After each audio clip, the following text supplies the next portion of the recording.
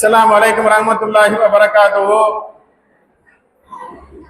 बिस्मिल्लाह अस्सलातु वस्सलामु अला रसूलिल्लाह व अला आलिहि व अस्हाबिहि इला यौमिद्दीन।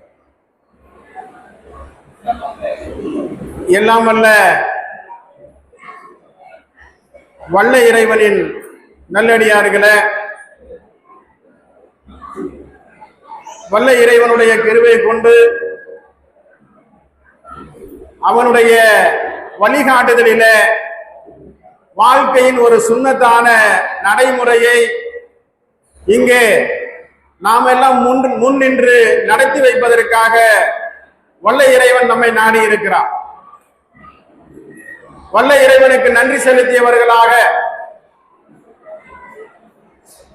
இது போன்றது ஒரு மக்கள் எங்கெல்லாம் ஒன்று கூடுவார்களோ, சமுதாயத்தில சமூகத்தில மக்கள் எங்கெல்லாம் 4 நபருக்கு மேலாக ஒன்று கூடுவார்களோ அங்கெல்லாம் நபிகள் நாயகம் ஸல்லல்லாஹு அலைஹி வஸல்லம் அவர்கள் இந்த சமூகத்திற்கு, இந்த சமுதாயத்திற்கு வழிகாட்டுதலான நெறிமுறைகளான அறிவுரைகளை சொல்லி தருவார்கள். அந்தந்த காலகட்டத்திற்கு தேவையான அறிவுரைகளை அவர்கள் சொல்லி தருவார்கள்.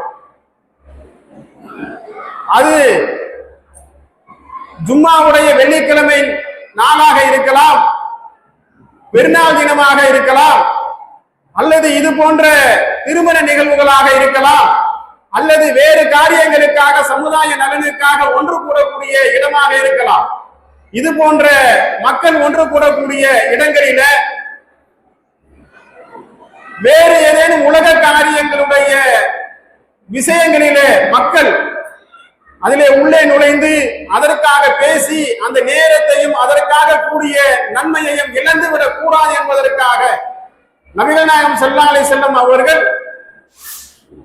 அதையும் இரட்டிப்பான நன்மையாக பெற்றுக்கொள்ள வேண்டும். எந்த காரியத்திற்காக அவர்கள் ஒன்று கூடினார்களோ அந்த நன்மையும் கிடைக்க வேண்டும், அவர்களுக்கு தேவையான அறிவுரையும் கிடைக்க வேண்டும் என்பதற்காக இப்படி நடைமுறையை அவர்கள் சொல்லி காட்டியிருக்கிறார்கள், செய்து தந்திருக்கிறார்கள். அதன் அடிப்படையில இந்த திருமணத்தில எல்லா திருமணங்களிலும் குத்துபா என்று சொல்லக்கூடிய ஒரு உரை இருக்கும். அதற்கு அடுத்தாற் போல கிதாபு என்று சொல்லக்கூடிய அந்த புத்தகத்தை படிப்பார்கள், மாப்பிள்ளைக்கு சம்மதத்தை கேட்பார்கள், திருமணம் முடிந்துவிடும். இதுதான் நடைமுறை. அதன் அடிப்படையில இந்த திருமணத்தில குத்பா என்று சொல்லக்கூடிய பெருநாளையில குத்பா என்று சொன்னால் எவ்வளவு அமைதியாக இருந்து கேட்போம், ஜும்மா தினத்தில குத்பா என்று சொன்னால் எவ்வளவு அமைதியாக இருந்து கேட்போம். ஏனென்றால் அதற்கெல்லாம் நன்மைகள் இருக்கிறது. அதே போலத்தான் திருமணத்திலும் குத்பா இருக்கிறது.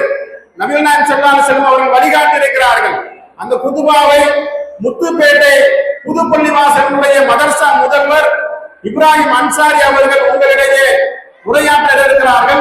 அமைதியாக இருந்து செவிதாழ்த்து கேட்டு ஈருலக நன்மையை பெறுமாறு அன்புடன் கேட்டுக் கொள்கிறோம். அஸ்ஸலாமு அலைக்கும் வரஹ்மத்துல்லாஹி வ பரகாத்துஹு. அஸ்ஸலாமு அலைக்கும் வரஹ்மத்துல்லாஹி வ பரகாத்துஹு. எங்களுடைய அன்புக்கும் பாசத்துக்கும் உரிய அண்ணன் கேபிஎம்பி அஜ்மீர் அலி பிரதர்ஸ் அவர்களுடைய குடும்ப இந்த திருமண விழாவிலே ஆர் ராபிதா பிஏ மணமகளுக்கும் ஆர் அஜ்மல் அகமது பிஇ மணமகனுக்கும் அல்லாஹ்வுடைய பேரருளாலே நடைபெறக்கூடிய இந்த திருமணத்திலே கலந்து கொண்டு பேசுவதற்கு இங்கே வருகை இருந்திருக்கக்கூடிய உங்கள் அனைவரையும் அன்பான சலாம் கூறி வரவேற்றவனாக என்னுடைய உரையை நான் துவக்கம் செய்கின்றேன். இன்றைக்கு புதிதாக இணைய இருக்கக்கூடிய இந்த தம்பதிகளை நீங்கள் வாழ்த்துவதற்காக, அவர்களுக்காக துஆ செய்வதற்காக, அவர்களுடைய வாழ்க்கை நல்ல வாழ்க்கையாக அமைய வேண்டும் என்பதற்காக நீங்கள் அனைவரும் உங்கள் நெஞ்சம் நிறைந்த துஆக்களோடு பிரார்த்தனைகளோடு இந்த திருமணத்திலே கலந்து கொள்ள வந்திருக்கிறீர்கள். அத்தகைய பேணுதலோடு நீங்கள் இருப்பதை பார்க்கக்கூடியதிலே மிக்க மகிழ்ச்சி அடைகிறேன். மனிதனை படைப்பதற்கு முன்பாக அல்லாஹ் சுப்ஹானஹு வ தஆலா இந்த உலகத்திலே இந்த உலகத்துக்கு வேண்டிய அத்தனையையும் படைக்கிறார். எல்லா விஷயங்களையும் அல்லாஹ் சுப்ஹானஹு வ தஆலா படைக்கிறார். எல்லாவற்றையும் படைத்துவிட்டு பார்க்கிறார். உலகம் வெளிச்சென்று கிடக்கிறது. உலகத்திலே நடமாட ஆள் இல்லை, அதை புடங்குவதற்கு ஆள் இல்லை, அல்லாஹ் படைத்ததை பயன்படுத்துவதற்கு ஆள் இல்லை. அப்போது என்ன செய்கிறான் அல்லாஹ்? கொஞ்சம் களிமண்ணை எடுத்து அந்த களிமண்ணிலே இருந்து முதலாக மனிதனை படைக்கிறான். மனிதனை படைத்து அவனுக்கு ரூஹ் என்று சொல்லக்கூடிய அந்த உயிரை ஊதி ஆதம் அலைஹிஸ்ஸலாம் அவர்களை அல்லாஹ் படைத்து வைக்கிறார். அவர்கள் உறங்கிக் கொண்டிருக்கிற போது அவர்களுடைய விலா எலும்பிலே இருந்து ஒரு எலும்பை உருவி அந்த விலா எலும்பிலே இருந்து ஒரு பெண்ணை படைக்கிறான் அல்லாஹ். களிமண்ணாக மனிதனை படைத்த அல்லாஹ் அந்த மனிதனை படைத்த பிறகு கொஞ்சம் களிமண் மிச்சம் இருக்கலாம். அந்த மிச்சம் இருக்கக்கூடிய களிமண்ணை கொண்டு இன்னொரு பெண்ணையும் தேவை என்று சொன்னால் அல்லாஹ்வாலே படைத்து இருக்க முடியும்.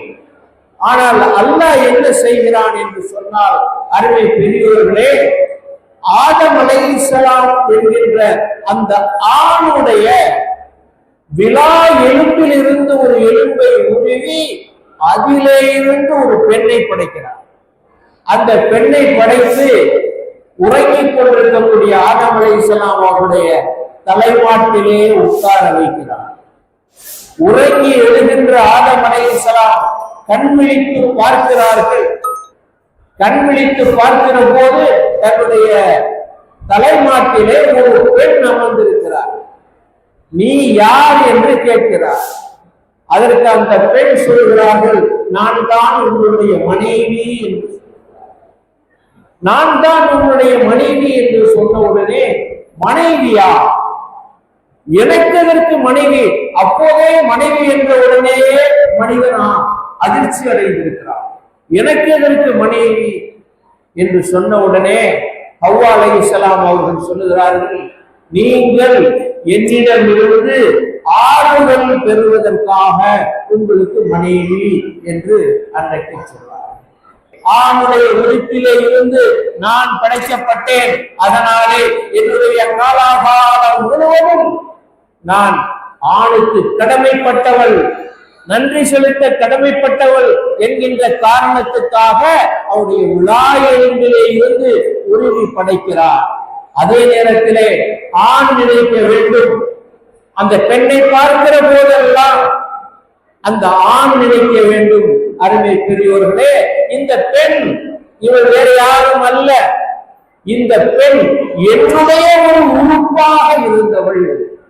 என்னுடைய உறுப்பை நான் எப்படி பாதுகாப்பேனோ, என்னுடைய உறுப்பை நான் எப்படி பராமரிப்பேனோ, அதே போல என்னுடைய உறுப்பாகிய இந்த பெண்ணையும் நான் கவனிக்க வேண்டும் என்கின்ற அந்த ஒரு தத்துவத்தை ஆணுக்கும் பெண்ணுக்கும் புரிய வைப்பதற்காகத்தான் அல்லாஹ் சுப்ஹானஹு வ தஆலா இந்த மனித குலத்தினுடைய முதல் திருமணம் ஆதம் அலைஹிஸ்ஸலாம் அவர்களுக்கும் ஹவ்வா அலைஹிஸ்ஸலாம் அவர்களுக்கும் ஒருவருடைய உறுப்பில் இருந்து அடுத்தவரை படைத்து ஒருவருக்கு நன்றி உணர்வும் ஒருத்தருக்கு கடமை உணர்வும் ஏற்படுத்தக்கூடிய வகையிலே அந்த படைப்பை அல்லாஹ் செய்தான் என்பதை நாம் முதலாக எண்ணி பார்த்துக் கொள்ள வேண்டும்.